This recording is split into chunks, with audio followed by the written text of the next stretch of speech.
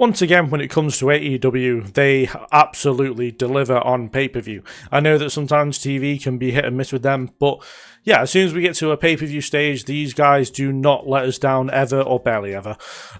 Full Gear 2023, I believe. But yeah, this was fantastic. Another great night of wrestling. Even for the matches that didn't have much build or seemed really random, they were fantastic matches. And there were some big highlights. The big four for me: Moxley and Ospreay, MJF and Omega, obviously. The opening tag team match, the Bucks versus Don Callis family, and Andrade versus Darby Allin really surprised me, but you'll get my full breakdown during the video. But yeah, do subscribe to this channel if you do like these reviews, and I also do predictions. There's a lot of stuff coming up for WrestleMania. And yeah, let's get into the review of AEW Dynasty 2026. So the night kicked off with the Young Bucks defeating the team of Kazuchika Okada and Kanosuke Takeshita in what was a very, very good tag team match. I'd probably say the second or third best match on the card on this night. It was fantastic, and I knew these teams would deliver. I know as much as Okada and Takeshita don't get on, they are a fantastic team together. And yeah, they even had elements to the fact that they don't get along. They did end up beating the crap out of each other at some points, but it's all about the finish for this one, which is Takeshita letting the Young Bucks do the Meltzer driver or the TK driver or whatever they call it now to Okada to get the win. And yeah, you gotta believe this puts them back in contention for the World Tag Team Championships, which doesn't surprise me considering what happened during the Edge and Christian, well, Cope and Christian versus the FTR match. But we will get to that in a short while. But no, for this, the stipulation was if Takeshita and Okada won, then Takeshita could challenge Okada at Double or Nothing. We're going to get that match anyway. Okada's going to be absolutely livid that Takeshita let that happen to him. So, and they'll end up fighting for the international championship at Double or Nothing anyway. That match is going to bang. I know it's going to bang. There's a reason why they've held off for so long and to arguably the second biggest show of the year to get this match done. And yeah, I can't wait for it to go down. Following that, we had Ricochet defeat Chris Jericho, which I was very surprised about, but also very happy with. I was worried that they were going to... I wasn't worried. Okay, I was very much convinced that Jericho wasn't going to lose his first match back. Turns out I was very wrong about that, and Jericho might be going into his putting people over era, which arguably should have started when he joined AEW. But we're going into it now, which is fine. And Ricochet gets a huge win on pay-per-view, which is very good for him as far as title aspirations, getting gold on the line. Well, getting gold back round his waist once again. Do I think it'll be the national championship? No, I think he'll also move on away from that and maybe go towards the TNT championship, looking at what happened on this show. But yeah, for me, it's going to be a case of like where Chris Jericho goes from here, because obviously a lot of people are going to say, oh well, you know, Chris Jericho loses to Ricochet, then goes and does what? I mean, if he's putting people over all the time and on pay-per-view, then I have no issues with this at all, and they've actually made the very much right decision here. And yeah, hopefully this benefits Ricochet massively. After that, we had Darby Allin defeat Andrade El Idolo and will receive a future World Championship match, which he is getting on this week's Dynamite on Spring Breakthrough. Now, before we get to the match at Spring Breakthrough, this match was fantastic. This, for me, was actually my match of the night. And I know that it may seem quite surprising with MJF and Omega on the card, but we'll get to that one. But this, for me, I was very surprised. I expected Darby Allin to wrestle an Andrade kind of match, the kind of high-paced, a lot of good wrestling. Because I think Darby Allin can wrestle as well as just do the mental stuff. But this match was very much about that mental stuff. And yeah, Andrade took some horrific bumps during this. Like his back and Darby's back, as well as Andrade's head, was getting targeted a lot. And yeah, like they were taking some really bad and impactful bumps. The suplex onto the floor, the drop kick on the stairs, which, by the way, respect to Darby Allin, which I always say during these bloody videos, but to do a drop kick on concrete stairs where you know you're going to fall back first, and he had this awful looking gash on his back the rest of the match, like, eventually this is going to kill him off, right? You have to believe, like, as long as it's not on a pay-per-view or TV and he does that in his own time. Like, I don't want to see the guy die, but it feels like every time he steps in the ring, it's like there's always that thing in the back of your head that's like, maybe it's today's the day. But no, this was a fantastically done match. Yeah, I have no complaints with this one. It was absolutely fantastic and one of the biggest highlights of the night. And yeah, I kind of wrote it off in the build-up. So yeah, I'd definitely go watch this one. And yeah, pleasantly surprised with this one. Following that, another quite surprising result. We had FTR defeat Adam Copeland and Christian Cage to retain the World Tag Team Championships, which I would have never have expected. And yeah, it's a very surprising result just because of the fact they were in Canada. It was set up quite nicely for Cage and Copeland to win those titles. Now, they were referring to the books a lot. I believe Copeland, or it was FTR, who did the V triggers, or the BTE trigger, sorry. So that suggests that maybe, at some point, maybe at Double or Nothing, we're going to get that triple threat tag team ladder match, I assume, which will also involve tables and chairs, but they won't call it a TLC match, for the World Tag Team Championships. And then maybe that's where Cage and Copeland get the win the Tag Team Championships in the match that everybody is clamouring for, which I fully understand. And the thing is, I don't want Cage and Copeland to be World Tag Team Champions, but I don't really want FTR to be World Tag Team Champions, and I don't really want the Bucks to be Tag Team Champions either. I kind of want Jet Speed or Hurt Syndicate to be tag team champions, but I feel like that's going to come way later on now. But yeah, as a tag team match, it was fine. I much preferred the opening match though, and yeah, I was more surprised about the result than I was anything else. I'm very surprised that Copeland got split open for realsies, as he took a belt to the face and his face just exploded immediately. So kind of respect to him in a way for taking that shot, but I hate him still. Don't start thinking that I do like him now, because I don't. I hate Copeland a lot. But Christian will always be the father figure that I've always needed in my life, even though I have a very, very good father, actual. But I love Christian Cage, and if he wins, I'm happy. And Christian pretty much carried the match for Copeland, to be fair. Copeland spent a lot of time getting beaten up, so, something to consider. After that, Kevin Knight won the Casino Gauntlet match to win the TNT Championship, and I could not be happy with this decision.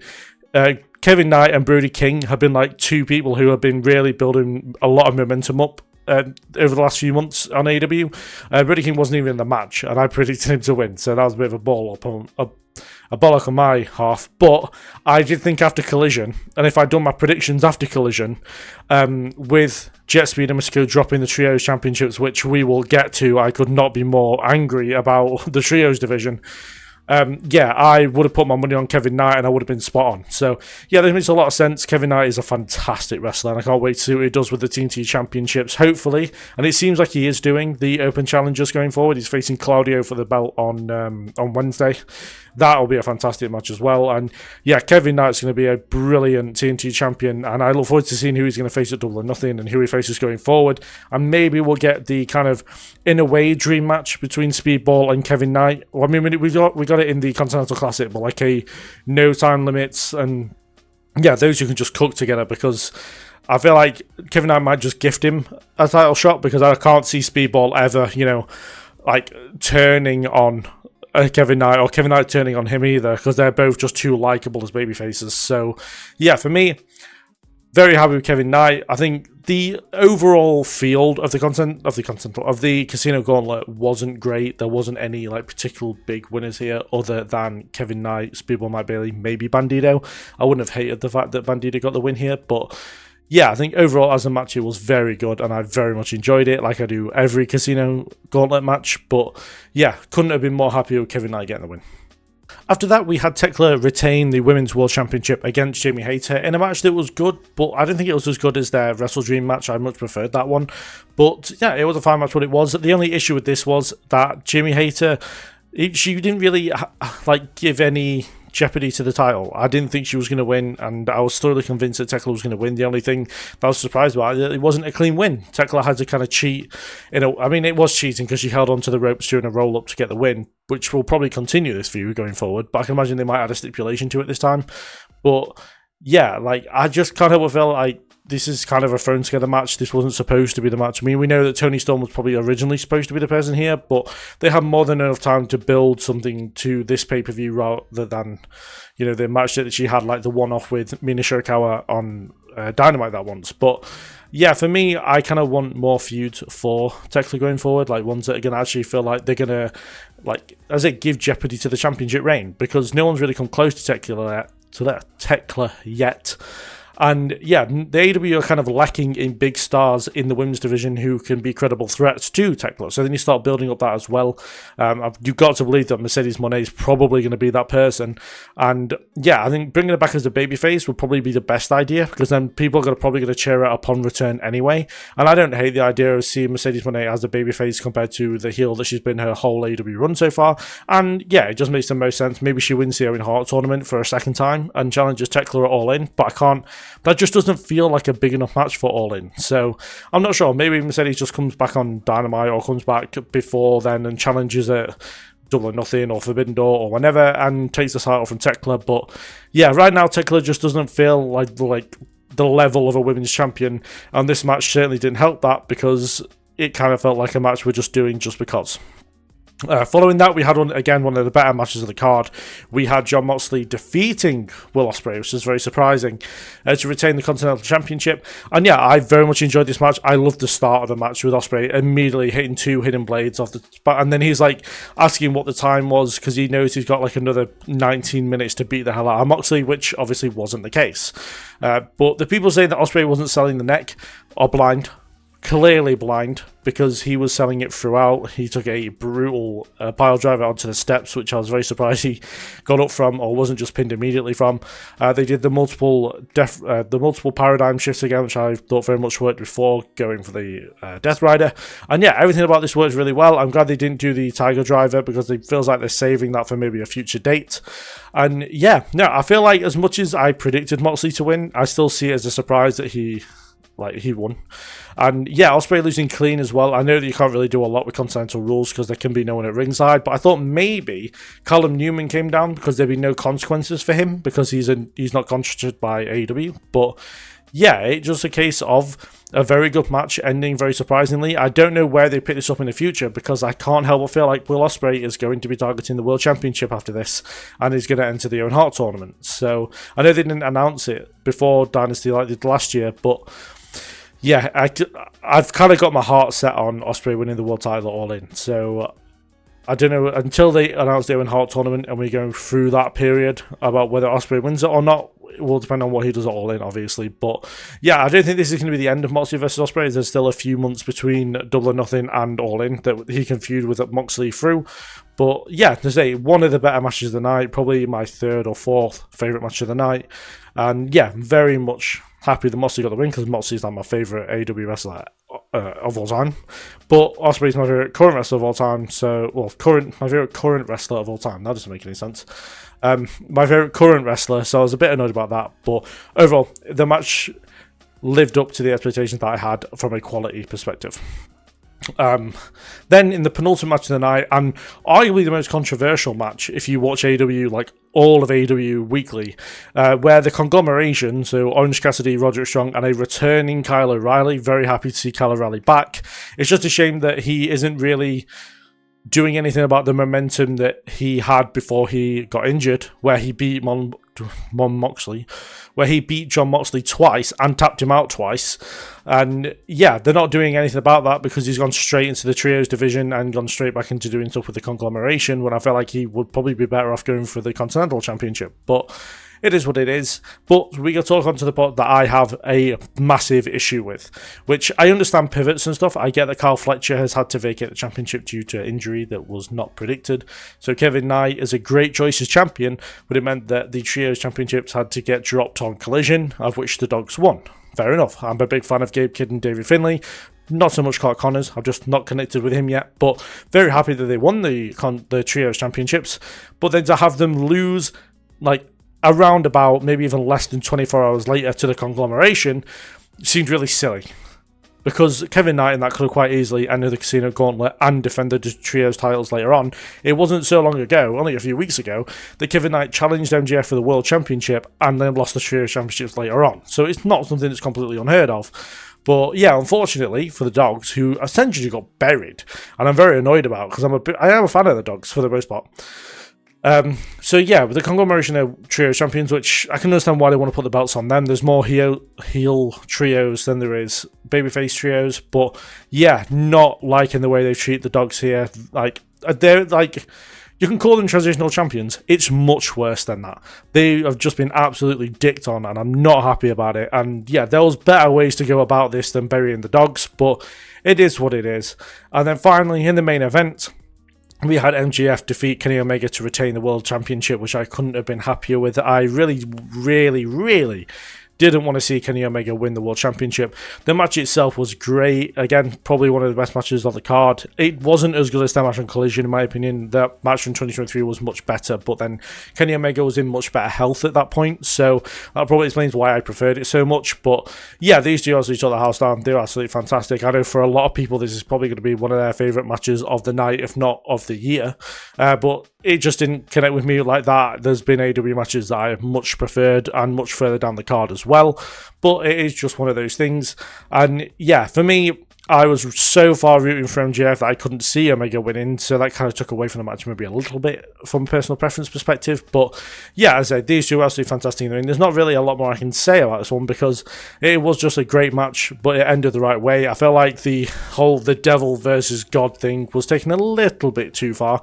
Me and my brother spent pretty much the first 15 minutes of the match completely taking the piss out of, pretending that this was actually God versus actual the devil, and kind of seeing the represent that. Isn't it funny how the devil and the...